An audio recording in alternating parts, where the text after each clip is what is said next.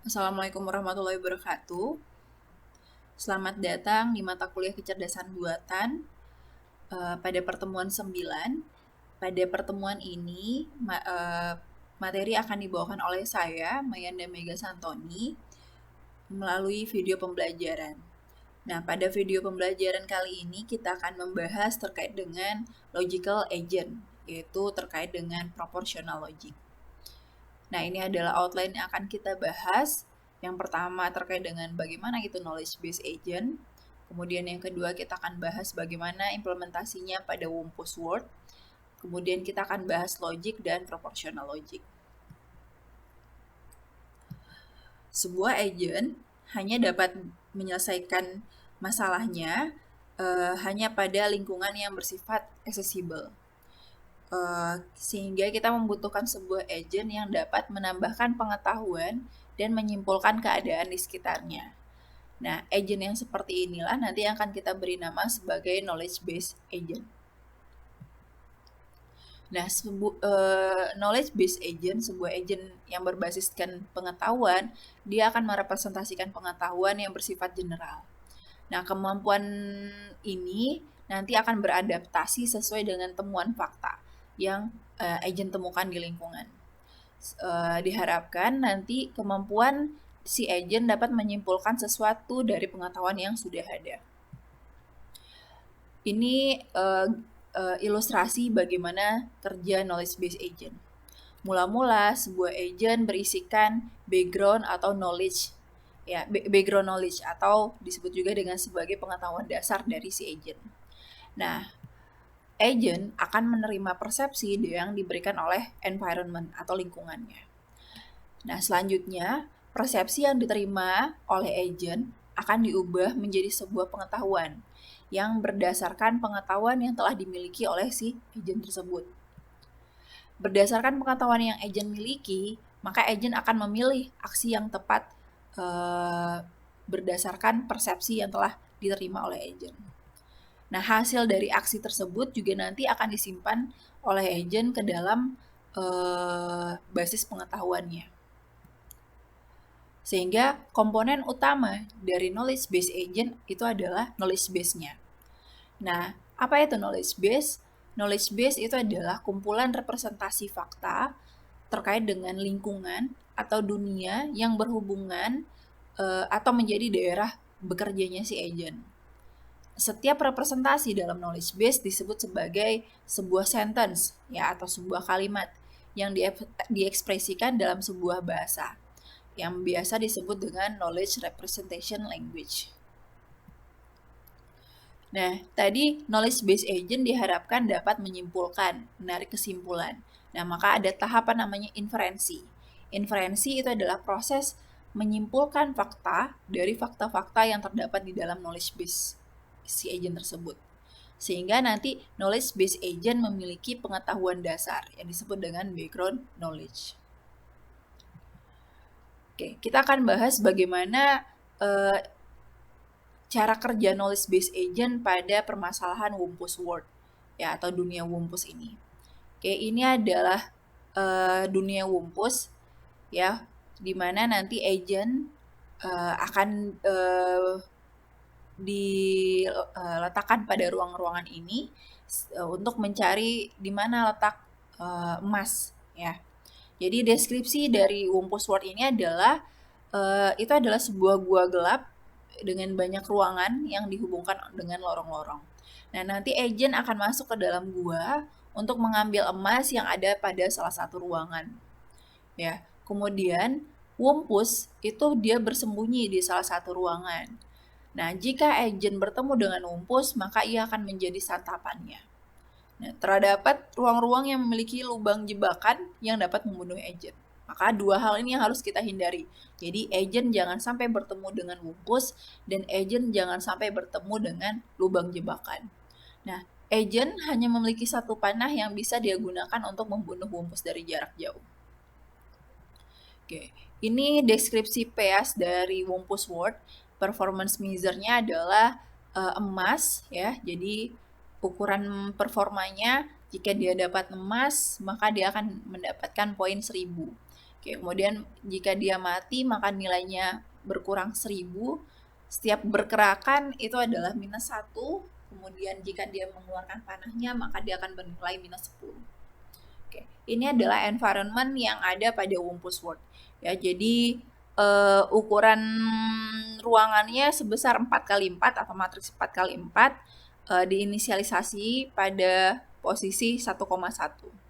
Nah, kamar di samping lubang jebakan atau pit itu pasti ada hembusan angin ya. Jadi jika si agent menerima persepsi berupa hembusan angin, maka kemungkinan ada lubang jebakan di sampingnya ya, di sekitaran bris itu hembusan angin tersebut. Kemudian kamar di samping wumpus itu berbau busuk biasanya. Oke, ini aturan-aturannya. Kamar di mana ada kilauan atau sinar, maka ada emas atau glitter di sana. Nah, membunuh wumpus jika berhadapan langsung dengannya, maka dia akan berteriak. Menembak hanya dapat menggunakan satu panah, mengambil emas hanya pada kamar yang sama, dan meninggalkan emas hanya pada kamar yang sama. Oke, ini environment-nya. Kemudian ini adalah persep atau sensor yang diterima oleh si agent nantinya. Ya, ada sting, ada breeze, ada glitter, dan bump. Ya, bump itu jika agent menabrak tembok, dan scream jika wumpus tersebut mati. Oke, ini adalah aktuator atau aksi yang bisa dilakukan oleh si agent, yaitu adalah maju, belok kiri, belok kanan, tembok ke tembok, panah, ambil benda, dan melepaskan benda. Tembak, panah, ambil benda, dan melepaskan benda. Oke, ini adalah background knowledge yang dimiliki oleh agent pada saat di awal. Ya, jadi tadi sesuai dengan environment yang dideskripsikan oleh wumpus. Jadi jika ada bau maka ada wumpus di petak tetangga. Jika ada angin maka ada lubang di petak tetangga. Jadi di sekitarannya kemungkinan ada lubang. Jika tidak ada bau maka tidak ada wumpus di petak tersebut, di petak tetangganya. Jika tidak ada angin maka tidak ada lubang di petak tetangga. Nah, jika tidak ada lubang dan tidak ada wumpus maka boleh maju. Oke, ini adalah background knowledge yang dimiliki oleh si agent. Oke, maka pada posisi awal tadi dikatakan initial state-nya kita adalah pada posisi kamar 1,1. Ya. Maka di sini pada posisi 1,1 persep yang diterima oleh agent itu tidak ada apa-apa, tidak ada breeze, tidak ada sting ya. Sehingga ini oke, aman ya. Tidak ada bau dan tidak ada angin. Kemudian si agent bergerak di sini, agent bergerak ke 2,1. Oke, pada saat agent bergerak pada kamar 2,1, ternyata agent menerima persep berupa breeze atau angin. Oke, tadi berdasarkan aturannya, kalau ada angin maka ada lubang di petak tetangga. Maka ada kemungkinan di 2,2 atau di 3,1 itu ada lubang. Oke, berarti kalau ada lubang berarti tidak aman ya. Maka wumpus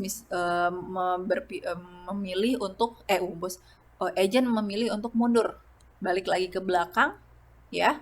Kemudian dia akan memilih ke kotak atau ke kamar 1,2. Oke. Pada kamar 1,2 ternyata yang diterima oleh wumpus itu adalah persep yang diterima adalah adanya bau ya. Tadi kalau ada bau maka dinyatakan oh ada wumpus di petak tetangga ya. Oke, maka kalau di sini ada wumpus di petak tetangga ada kemungkinan di 1,3 atau di 2,2. Nah, tapi ternyata di 2,2 bisa kita dapat simpulkan oh berarti ini aman ya. Berdasarkan aturan tadi di 2,1 ada lubang. Ya, kemungkinan ada 2,2 atau 3,1. Oke, berarti di 2,2 aman. Maka kita bisa bergerak ke 2,2 ya. 2,2 bergerak di 2,2, di 2,2 ternyata tidak ada persep apapun, tidak ada angin, tidak ada bau, maka bisa maju, kita bisa bergerak dan bergerak ke 2,3 ternyata di sini mendapatkan persep ada bau, ada gold dan ada glitter ya, ada glitter dan ada angin. Nah, pada saat dia menerima persep glitter, maka ternyata ada emas di situ. Oke, maka di sini kita sudah dapat tujuannya kita di sini. Maka berhenti, selesai. Oke. Itulah tadi bagaimana sebuah agent bekerja pada Wumpus World. Ya, jadi berdasarkan dari knowledge background yang dia punya, ya, agent akan bergerak untuk mencari tujuannya, yaitu tadi goal. Nah, pertanyaannya adalah untuk dapat menyusun sebuah knowledge base agent, maka kita harus terlebih dahulu bisa menyusun knowledge base-nya itu sendiri atau background knowledge-nya itu. Ya, untuk menyusun knowledge base, kita perlu menentukan bagaimana cara kita merepresentasikan pengetahuannya kita, ya. Nah, knowledge representation kita harus merupakan bentuk yang mudah disimpan dan digunakan pada komputer. Dalam perkuliahan ini kita akan bahas bagaimana knowledge representation language-nya. Oke, nah kita akan bahas terkait dengan bagaimana knowledge representation language atau KRL atau bahasa yang digunakan untuk menyatakan fakta.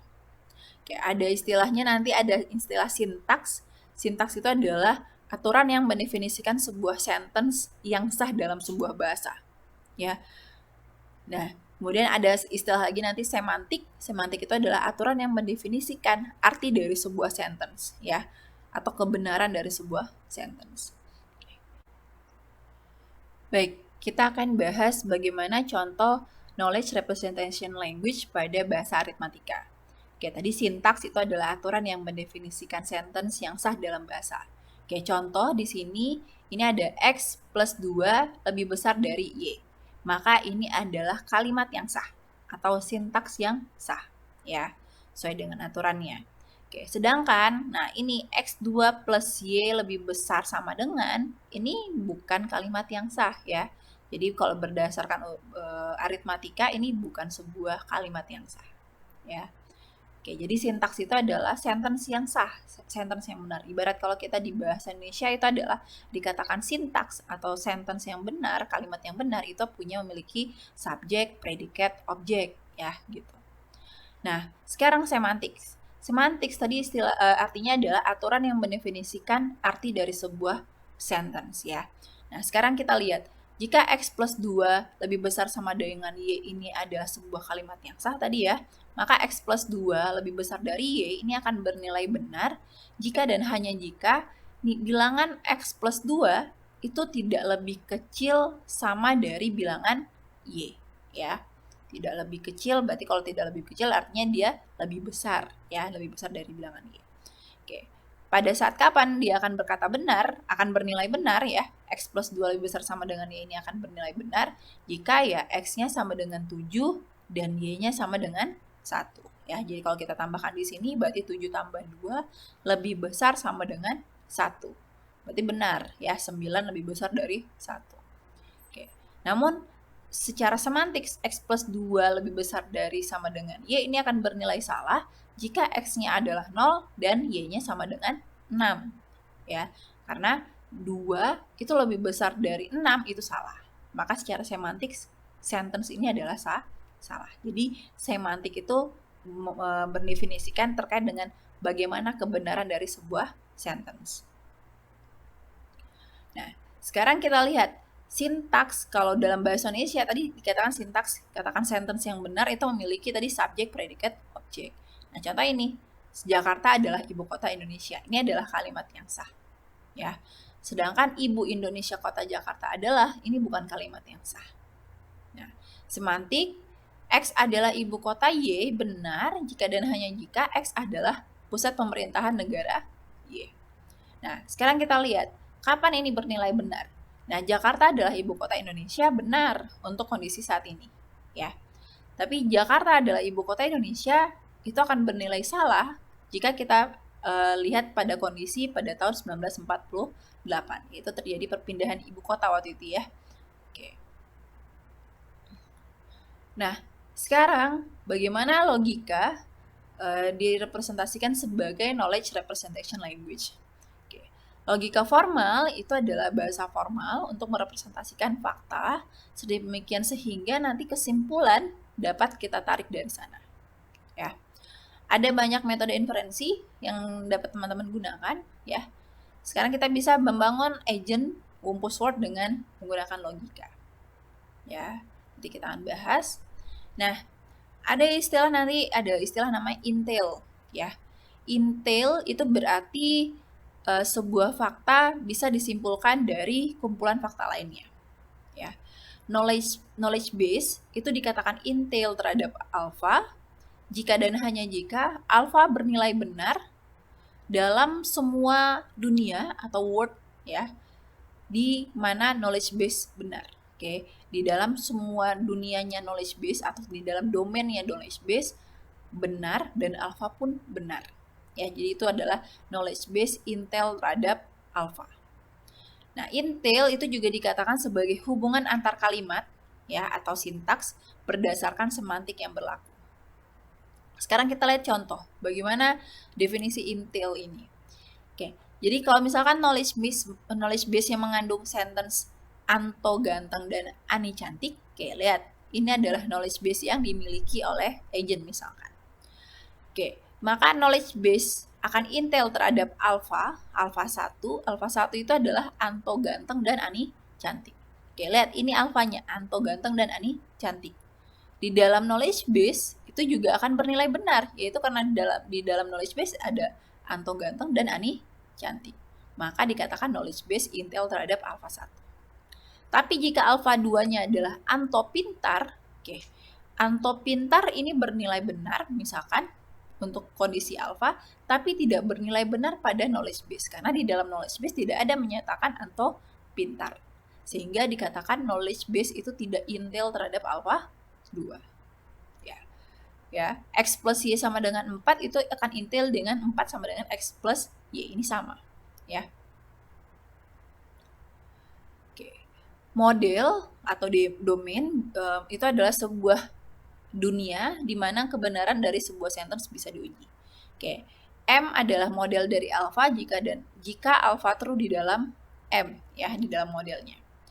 Model alpha itu adalah M alpha adalah himpunan semua model pada alpha. Oke, lihat di sini knowledge base entail terhadap alpha jika dan hanya jika model dari knowledge base itu adalah subset dari alpha. Ya, dari subset dari alpha. Oke, kita lihat di sini. Ini adalah dalam representasi Wumpus World. Oke. Pada saat kita berada di posisi 1,1 dan itu aman, oke. Kemudian di 2,1 ternyata ada breeze, ada angin, maka model jebakan ada kemungkinan di 2,1, di 2,2, atau 3,1. Maka ada 3 pilihan. Maka ada, kalau lihat kemungkinannya berarti ada 8 kemungkinan model, atau 2 pangkat 3 kemungkinan. Oke, maka ini adalah word atau model ya dari Wumpus World. Ya, ini ada 8 kemungkinan. Oke. Selanjutnya kita akan bahas terkait dengan bagaimana proportional logic. Ya, proportional logic itu adalah logik atau logika yang paling sederhana yang bisa teman-teman gunakan untuk melakukan inferensi. Nah, sebuah sentence itu bisa dinyatakan sebagai proportional simbol. Ya, bisa disimbolkan dengan misalkan P1, P2, dan sebagainya. Oke, ini adalah sintaks ya. Jika S itu adalah kalimat, maka negasi S itu adalah kalimat juga, ya, negasi. Nah, jika S1 dan S2 adalah kalimat, maka notasinya akan menjadi S1 dan S2 itu adalah kalimat juga. Dan itu disebut dengan conjunction. Ya. Jika S1 atau S2 adalah kalimat, oke, dinotasikan seperti ini, S1 atau S2 adalah kalimat, maka ini adalah disjunction. Jika S1 maka S2 adalah kalimat, ya, ini S1 maka S2 adalah kalimat, maka ini implikasi. Jika S1 dan hanya jika S2 adalah kalimat, S1 ya, simbolnya seperti ini adalah bi-implikasi. Ini adalah semantik dari proportional logic. Ya, tadi itu adalah sintaksnya, ini adalah semantiknya. Semantiknya berarti adalah sebuah model memberi nilai true atau false terhadap setiap proporsi. Ya, sentence-nya. Kita lihat negasi S, ya, negasi S itu akan bernilai benar jika dan hanya jika S bernilai salah. Ya, ini seperti tabel kebenaran sebenarnya. S1 dan S2 akan bernilai benar jika dan hanya jika S1 benar dan S2 benar. Ya. Begitu seterusnya, ya. Teman-teman bisa ingat lagi ke tabel kebenaran.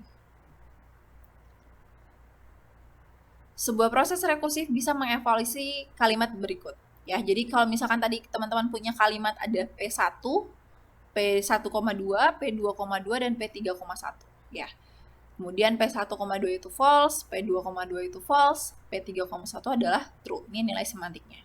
Maka kalau ada kalimat negasi P1,2 dan P2,2 atau P3,1, teman-teman akan bisa mengecek bagaimana semantik dari kalimat ini.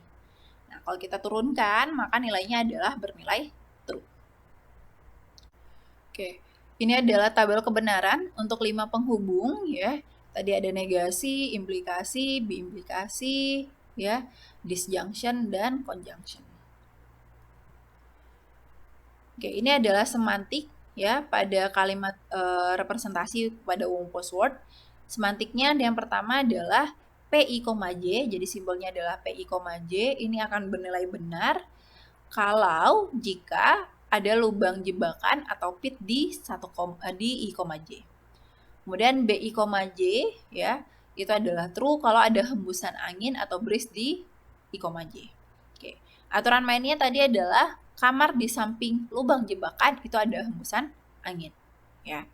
Maka kita aturannya, representasi kalimatnya dari aturan ini yaitu breeze 1,1 berarti jika ada breeze di kamar 1,1, ya, jika ada breeze di kamar 1,1, maka jika dan hanya jika, maka ada lubang, ya, ada lubang jebakan di kamar 1,2 atau ada lubang jebakan di kamar 2,1. Oke, itu representasi kalimat dari aturan ini. Oke, representasi kalimat yang kedua. Jika ada breeze di kamar 2,1 atau jika ada angin di kamar 2,1, maka jika dan hanya jika terdapat lubang jebakan di kamar 1,1 atau ada lubang jebakan di 2,2 atau ada lubang jebakan di kamar 3,1. Oke. Lihat. Nah, sekarang ini adalah hasil pengamatan atau persep yang diterima oleh si agent. Si agent menerima persep pertama adalah tidak ada atau negasi lubang jebakan di 1,1. Artinya tidak ada jebakan di 1,1. Maka kalimatnya menjadi seperti ini. Oke, kemudian juga ternyata tidak ada breeze di 1,1. Maka representasi kalimatnya menjadi seperti ini. Kemudian B2,1 artinya berarti si agent menerima persep berupa breeze di kamar 2,1. Nah, kita bisa melakukan penarikan kesimpulan dari aturan ini dan persep yang diterima oleh si agent dengan menggunakan tabel kebenaran, ya. Jadi kita melakukan penarikan kesimpulan dengan menggunakan tabel kebenaran. Kita dapat membuktikan tadi apakah sebuah knowledge base entail terhadap sebuah alpha atau sebuah sentence menggunakan sebuah truth table, tabel kebenaran. Oke, ini salah satu model dikatakan sebagai model checking, ya. Ada 2 langkah yang teman-teman lakukan. Yang pertama adalah generate table untuk semua kemungkinan representasi untuk setiap simbol nantinya, ya. Kemudian periksa apakah sentence alpha bernilai true untuk setiap knowledge base yang bernilai true. Oke, kita lihat contohnya, ya.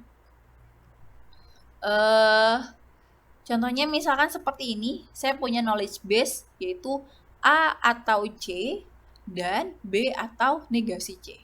Ya, ini adalah knowledge base yang kita punya. Oke, kemudian saya punya alpha, ya, ada punya sentence yaitu A atau B. Kita akan mengecek apakah knowledge base entail terhadap alpha, ya. Maka lihat tadi pertama kita harus generate dulu semua kemungkinan dari setiap proposisi, ya, A, B, dan C. Oke, ini adalah semua kemungkinan nilainya. Kemudian kita akan cek satu-satu nilai dari setiap knowledge base-nya. Ya, nanti kita cek bagaimana nilai dari atau nilai semantik dari A atau C, nilai semantik dari B atau negasi C, dan bagaimana jika di knowledge base-nya, ya. Jadi ini kita cek satu-satu, true atau true, ya. Jadi ingat lagi ke tabel kebenaran. Jadi true atau true, maka di sini juga true. True atau false, ya. True atau false, maka jawabannya adalah true. True atau true, oke, ini juga tetap true, ya.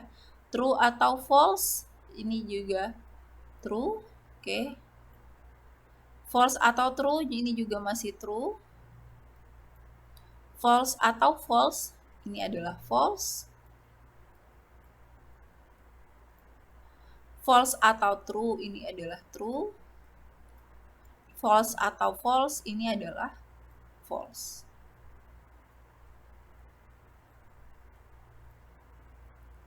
Oke. Begitu juga dengan yang ini, B atau negasi C juga teman-teman cari bagaimana nilainya. Oke. Kemudian kita cek juga untuk knowledge base-nya. Begitu juga dengan alfanya. Silakan nanti teman-teman cari, ya. Oke, kalau kita lakukan setelah dicari, maka ini adalah nilainya, ya. Ini adalah nilai untuk setiap ini nilai dari knowledge base-nya, dan ini nilai dari alfanya. Oke. Nah, tadi ingat definisi dari knowledge base Intel terhadap alpha itu jika dan hanya jika alpha bernilai true pada saat knowledge base juga bernilai true. Oke, sekarang kita lihat, kita beri tanda kuning pada knowledge base yang bernilai true. Oke, ini ada 4 kondisi, ya. Kita cek untuk knowledge base yang bernilai true, kita cek ke alfanya. Apakah alfanya juga true? Oke, ini alfanya true, ini alfanya true, ini juga true, ini juga true. Maka dengan kondisi seperti ini, knowledge base true dan alpha pun true, ya. Artinya ini knowledge base Intel terhadap alpha, ya. Jadi maka kita dapat simpulkan bahwa A atau B, ya, alpha A atau B ini juga bernilai benar pada knowledge base-nya. Nah, kalimat penarikan kesimpulan tadi kita juga bisa menggunakan logical equivalent, ya, dengan menggunakan aturan-aturan dari logika proposisi, ya. Jadi ini ada 2 kalimat logical equivalent jika dan hanya jika mereka benar dalam model yang sama. Oke, jadi kalimat yang di sebelah kiri dan kalimat di sebelah kanan ini bersifat equivalent, sama, ya. Oke, ini ada hukum De Morgan dan sebagainya. Oke, silakan nanti teman-teman pelajari lagi. Oke, jadi ini adalah materi kita. Nanti kita akan bahas lagi minggu depan terkait dengan bagaimana penarikan kesimpulan pada sebuah agent. Oke, jadi tadi knowledge base agent kalau kita ringkas, ya.